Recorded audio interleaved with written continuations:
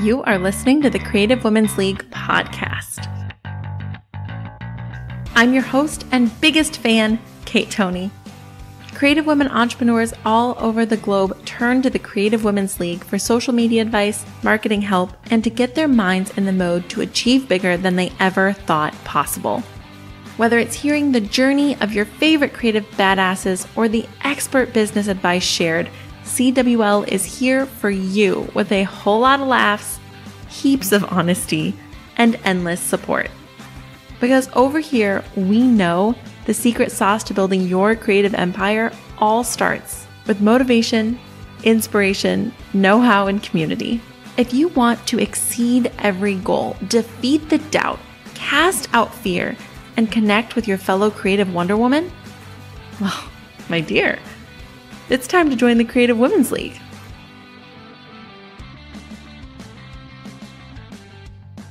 Hey everybody, it's Kate. How are you? I am super excited to be back for another fantastic episode of the Creative Women's League podcast. How you doing? I love this time that we get together, and I'm super excited about today's episode. But before we dive into that, will you do me a huge favor? Will you make sure that you're subscribed to this podcast? That is a huge deal for podcasts. If you love a podcast, whether it's this one or any podcast you listen to, make sure you subscribe to it. That's a big deal. It helps get this podcast seen by creative women all over the world, and I really appreciate that. Thank you so much. You should also go join us over on the Instagram at Creative Women's League on Instagram. Shouldn't they, Alfred? Alfred, of course, has to come right up and get right involved while I do the podcast. It is so him.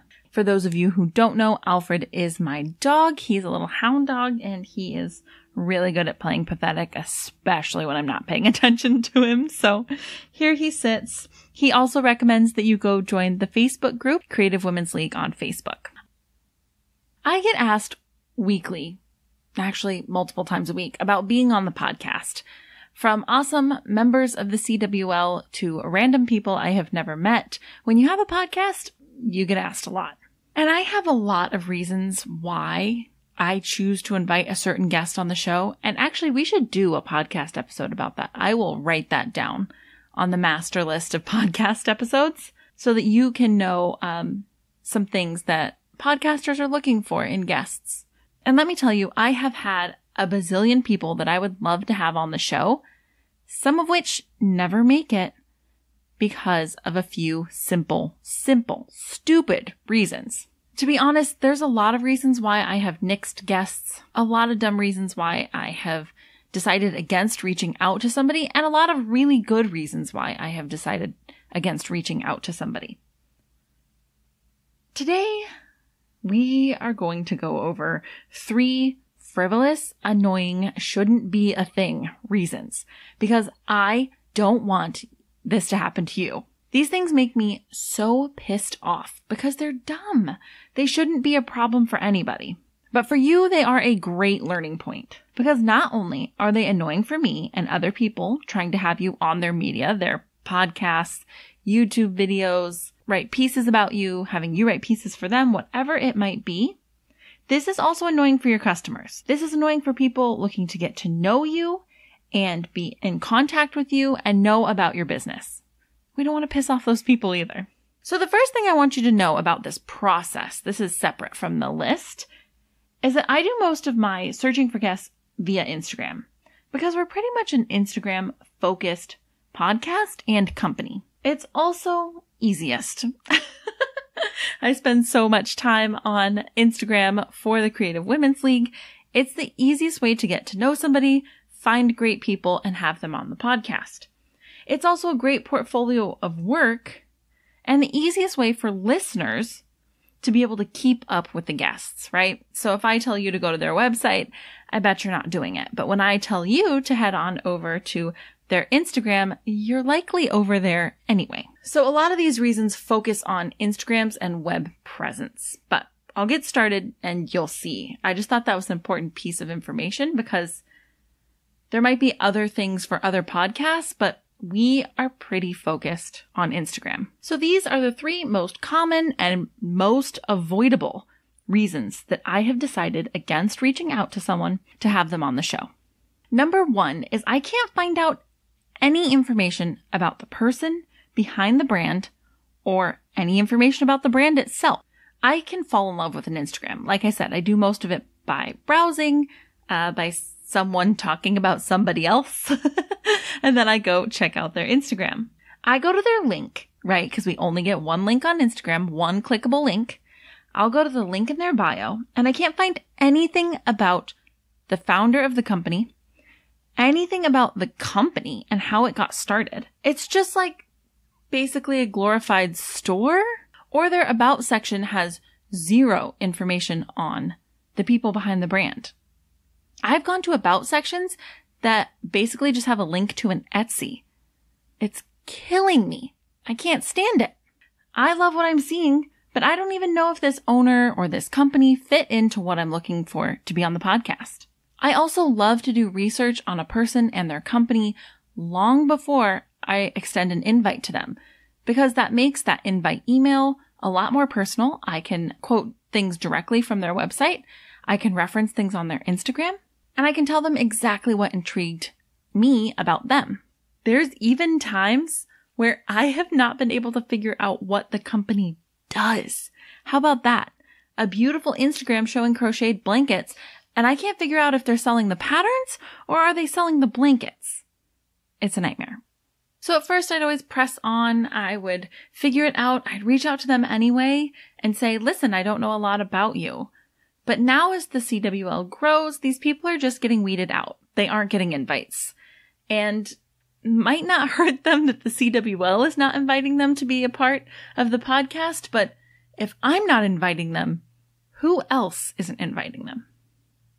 So here's what I want you to do. I want you to write yourself a great bio page, okay? Tell about the company and how it came to be. Tell about yourself. Personal things about you. I mean, it doesn't have to be like family personal, but let us know what state you reside in. Do you have pets? Where did this passion come from? On this fantastic bio page that you're writing, I want you to tell about how the company came to be. Talk about yourself and your personal journey. Talk about anything you have done that will up your clout. Have you been on podcasts? Have you had media written about you? Speaking engagements, big time teaching engagements, whatever it might be. Don't be afraid to brag a little, okay? I need you to have the confidence to do that. Don't be afraid to show your personality too. If you're somebody who is likely going to say ass or shit, then put it in there, okay? People need to know from the get-go that they aren't working with Martha Stewart then. This is how big name brands decide who it is that is perfect for their brand. And I think you're perfect for a lot of brands, so let's write a great bio. There are fantastic resources online for writing a great bio. If you feel completely inept at that, that's okay. I believe most people feel inept at writing their own bios. Go research it. You can do this, I promise. It's not only podcasts and your customers who give a shit about this, okay? It's also big name companies who want to work with you that would love to get to know you first. Show them how professional you are, show them how intentional you are, and sell them on you because you're fantastic. And you're an easy sell, I promise. The second most common and most avoidable thing that leads me to not ask somebody to be on the show is I can't find any way to contact the business. This one really pisses me off, I have to tell you. On your Instagram profile, you can add an email. And I am dumbfounded every single day to see how many people don't add an email. Why? Why? Right there on your profile, it doesn't take up your link. It doesn't take up words in your actual bio. Add an email. One day you will be so big and so sought after that you will have to take it out of your Instagram profile to give people a little more direction, which I understand. We'll worry about that another day. Today, put the damn email in there, okay? I have even gone to websites So the one clickable link is to a website that is beautiful and there is no contact page. I have no way to get in touch with this person. It's one thing with a podcast, but what if I was a customer trying to get in touch with you? What the hell, man? There is nothing I love more than seeing a well thought out contact page. Because like I said, I have seen so many websites missing them. A great thing to put on a contact page are detailed reasons why someone might be contacting them. So mine for Tough Kitten Crafts says things like, if you're contacting me to come teach, blah, blah, blah, blah, blah. And then they click and it opens up a form, an email that says, we would like you to come teach in the subject line. There's also a section that says on my contact page that says, if you're looking for help with social media, when you click it, it has all the details. And when you click it, an email pops up and in the subject line, it says, I need social media help. This helps them get directly to me. And then if they keep those things in the subject line, I know exactly why they contacted me. Another great thing to have on a contact page is a FAQ, or a frequently asked questions portion. FAQs don't actually have to include questions you get a lot, by the way. Some people have told me I don't get that many questions. Well, make them up. You can anticipate problems. For example, you could say that one of your frequently asked questions is turnaround time. So you can write right there, frequently asked questions, how long will it take to get my stuffed animal you're sewing for me? And right there, you'll be able to answer for them. 2 to 6 weeks, whatever. This also makes people more likely to buy because they already have the wheels turning. And once they realize, well, if this is saying 4 to 6 weeks and my event is 8 weeks away, I can make this happen. You can also include questions that will encourage behavior you're hoping to attract. Like, do you take custom requests? You might not have any right now, but just having that in your FAQ will help people, once again, get the wheels turning and deciding how they can work with you. More importantly, how they can spend money with you. Let's be honest. Please make sure that I can contact you through your Instagram and through your website, because some people will stumble on your website without your Instagram, and some people will stumble on your Instagram without ever going to your website, for better or for worse. It's just how it goes. Okay, and number 3 is tricky. Number 3 is their only online presence is an Instagram and an Etsy. This is tricky because I don't want to discourage anybody. This is an amazing way to start. This is a fantastic way to get your business off the ground. I don't want you to put off starting your business because the price of a website feels overwhelming. You can get started today with your Instagram and your Etsy page and even a link tree. You guys know I hate link trees, but they are so much better than nothing, right? However, there comes a time in every little business's life where it has to grow. And there comes a time when you should absolutely take the plunge and start to invest some money in your business. You have to. Remember, head of a corporation, heart of a solopreneur. That is our motto. Get yourself saving for a website and then build it out from there. I have actually had amazing guests on the show where their only web presence is an Etsy and an Instagram. But for those 2 people that I can think of off the top of my head, there have been dozens and dozens that I have just skipped, especially now as the CWL grows. And I'm trying to give you wonderful examples of businesses that are taking it seriously, doing the thing. Okay? If you want professional results, you have to have a professional front to your business. That's the facts. It's important to you, and it's important for attracting bigger and better opportunities. It just is. Once you've started to invest a little bit, and I'm not saying go out and get a $500 website either. Don't pay $500 a year for web hosting if you can't afford that. Go out and get yourself an affordable website. We can always grow bigger and better. But this will start to make you feel like it is your real day job, your real life job, and not just some side hustle. And that's what's important to me. I want you to feel secure in this business, and I want you to feel that what you're doing is important. Ultimately, all of these things, they come down to this. There are people out there in the world who want you on their podcasts. They want you to write articles for them. They want to write articles about you. They want to give you sponsorships and partnerships and big time job opportunities. Why on God's green earth are you making it so hard for them to find you and contact you and work with you? Why? There are enough obstacles in the way of success. Please don't put more in your own way. I need you to make sure that you have thrown open every door for these amazing opportunities.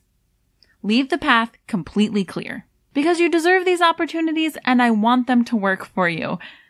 I want you to put that best foot forward. I want you to show them exactly how lucky they would be to be working with you, to be buying from you. You have got this. Let's just keep all the obstacles out of your way, okay? Thank you so much for tuning in today. I hope this was helpful. I hope you can take this off into the world and figure out what it is that could be barring you from getting these sort of engagements. There's just those 3 things I want you to think about. I want you to work on. By the way, you don't have to answer them for yourself. If you really want to double check, have a friend or a family member try to get in touch with you via your Instagram and your website. Let them know what you're doing and say, now go forth and try to get a hold of me. Because the problem is after a little while of digging, sometimes I just give up. It really shouldn't be that hard. I don't want to have to beg people to be on the podcast. I want to find wonderful businesswomen who are kicking ass, but I only have so many brain cells to give, you know? And so do the people who are trying to get a hold of you. You can always ask me too. You can direct message me and ask if I feel that you have covered those bases. I'm always here for you guys. Always, always. Well, I love you so much. Don't forget to subscribe to the podcast. Share it with any fantastic creative business people that you know. And of course, go follow us on Instagram at Creative Women's League. Thank you so much. See you next week. I can't wait. Bye.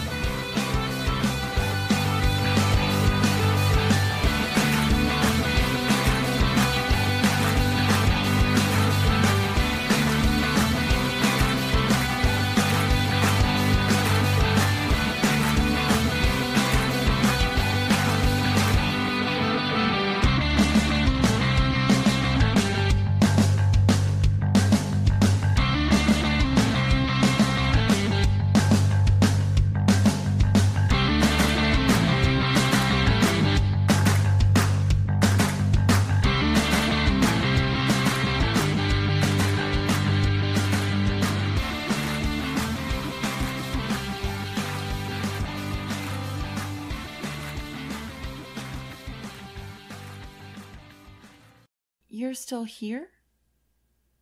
It's over. Go home.